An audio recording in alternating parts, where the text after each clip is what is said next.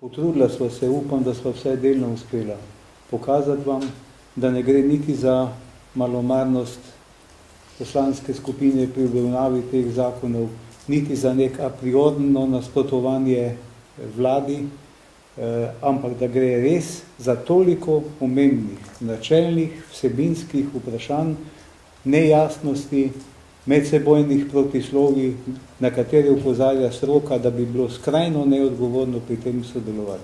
In da ne razumemo vlade, ministra, koalicije, ki je pripravljena z tako samovoljo, s tako aroganco zahtevati sprejemanje tako pomembne zakonodaje ob tako velikih razlikah, ki v stroki obstoji. Mi smo prepričani, da se zakoni morajo vrniti v obravnavo v stroko, če je treba tudi zavrniti in jih napisati na novo, v nobenem primeru pa ne dovoliti, da bi stekli formalno skozi parlamentarno proceduro, samo s tem, da bi kakšen od koalicijskih poslancev ponovil kakšne splošne fraze, ki so zapisane v teh zakonih, pa rekel, da je vse idealno in da oni z polno odgovornostjo in zavestjo, zakaj gre, glasujejo za, ker kadar smo prijazni ali pa hudobni, da jih potem vprašamo, kaj je tisto, za kar so s polno odgovornostjo za, nikoli ne vejo povedati, ker vsebino ne poznajo.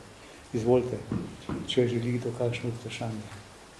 Se pravi, da ste se odločili za obstrukcijo. Ja. A so tudi druge opozicijske stranke na tej strani? Verjamem, da. Čeprav se posebej o tem nismo pogovarjali, ampak stališča do vsebine zakonov so bila več ali manj razen nekaterih podrobnosti zelo podobna in ne verjamem, da bo katerakoli od opozicijskih strank pripravljena prevzeti odgovornost za takšno vsebino in takšen postopek sprejemanja kazenske zakonodaje. Še nekaj, gospod Koren je na tiskovni konferenci takoj po vašem pismu povedal, da seje ne bo preklical. Da. Vi pravite pa, da niste dobili odgovora, oziroma vam se osebno... To je povedal po našem pismu prvega, Ja. Mi smo mu s 4. petek poslali ponovno pismo. In sicer smo ga poslali vsem trem, ki so merodajni ali pa lahko vplivajo na to gospodu Korenu, ki je nam pač povedal, da ne bo, ampak da ne more, ker ima formalno zahtevo.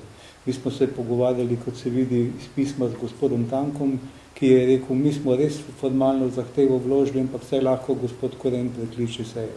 In pogovarjali smo se z gospodom ministrom in ga prosili za njegovo pomoč in pametno ravnanje. Je rekel, jaz se v proceduro ne spuščam, nimam pa nič proti, če to v parlamentu prekličete. Skratka, drug na drugega se izgovarjajo, zato smo tokrat v petek pisali tudi vsem hkrati, da bi drug za drugega vedeli, kako bodo ravnali. To zdaj pa odgovora od nikogar nismo dobili. Seja pa je jutri. Seja je pa začenja redna jutri.